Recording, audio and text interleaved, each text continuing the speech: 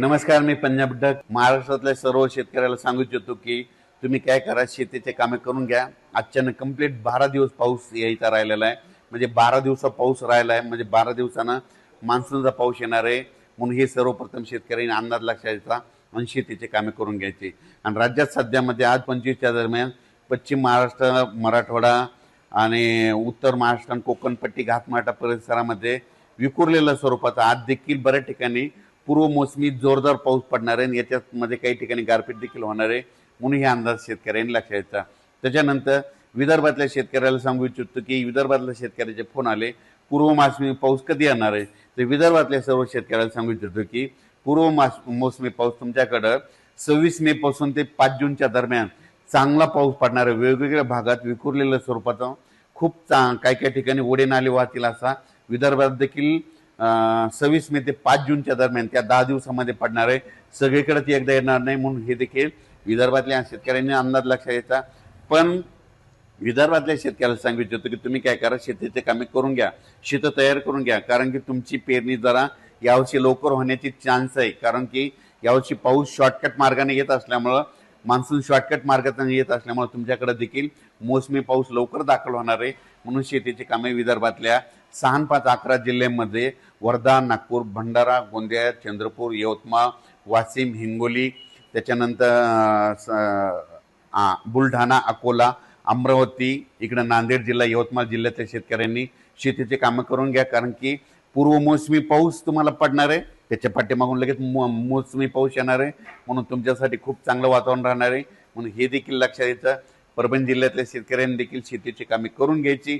कारण की परभणी जिल्ह्यात देखील काय होणार आहे, म्हणजे मराठवाड्यात देखील काय होणार, मराठवाड्यात देखील तुम्हाला सांगतो, परभणी जिल्हा झालं, लातूर जिल्हा झालं, बीड जिल्हा झालं, धाराशिव जिल्हा झालं, ह्या पट्ट्यामध्ये काय होणार, पूर्व मोसमी पाऊस काय होणार आहे, अगोदर थोडा जास्त पडत असल्यामुळे काही भागामध्ये जास्त पडणार आहे.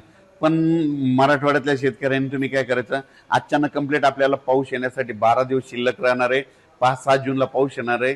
म्हणून हा अंदाज लक्षात घ्यायचा. पण बदल झाला तर त्याचा परत निषेध दिला. पण माझं म्हणणं आहे, तोपर्यंत आपण आपल्या शेतीचे कामं करून घेणे सगळ्यात महत्त्वाचं आहे. उत्तर महाराष्ट्रातल्या शेतकऱ्यासाठी एक आनंदाची बातमी, उत्तर महाराष्ट्रातील काय होणार आहे, म्हणजे 26-27 मेच्या दरम्यान देखील पूर्व मोसमी पाऊस असणार आहे. आणि उत्तर महाराष्ट्रात देखील काय होणार आहे, म्हणजे 1 जूनच्या नंतर देखील बऱ्याच ठिकाणी तिकडल्या भागात देखील चांगला मान्सून पूर्व, नंदुरबार जिल्हा झाला, धुळे जिल्हा झाला, जळगाव जिल्हा झाला, नाशिक जिल्ह्यामध्ये पाऊस बरसणार आहे. म्हणून हे अंदाज लक्षात यायचा. पण उत्तर महाराष्ट्रातल्या शेतकऱ्याला सांगू इच्छितो की तुम्ही काय करा, म्हणजे 5 जूनच्या अगोदर तुमचे शेतीचे कामं सगळे रेडी करून ठेवा. कारण की मान्सून पूर्व पाऊस बी बरसणार आहे आणि त्याच्या पाठीमागून मान्सून येईल.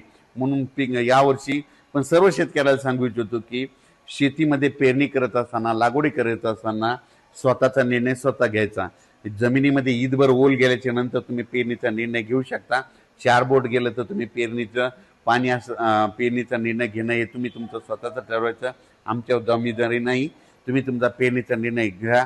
आम्ही फक्त पाऊस सांगणार, पेरणी करायची की नाही करायची हे सगळं तुमच्या हातात राहील. म्हणून हे देखील सर्व शेतकऱ्यांनी लक्षात घ्यायचं.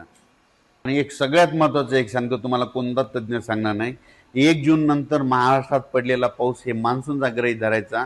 आणि 31 मेच्या अगोदर जे पडेल त्याला अवकाळी असं समजायचं, हे मात्र गृहीत धरायचं.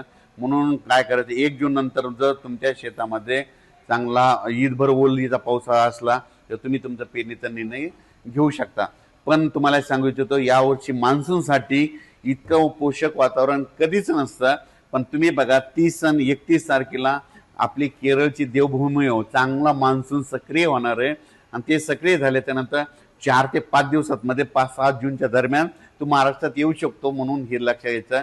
आणि शेतकऱ्याला एक चांगल्या म्हणजे विशेष बियाणे निवड करत असताना तुम्ही तुमच्या आपल्या पाहुण्याला, आपल्या नातेवाईकाला, आपल्या स्वतःच्या अनुभवानुसार ज्या बियाणाला गेल्या वर्षी आदोमध्ये यापुढं पहिलं बी काय उतार आला असे बियाणं निवडा. म्हणजे जे चांगलं आहे, ज्याच्यामध्ये येलो मोजॅक येणार नाही, खोडकिडा लागणार नाही, अशा जाती निवडा. लवकर येणाऱ्या निवडा.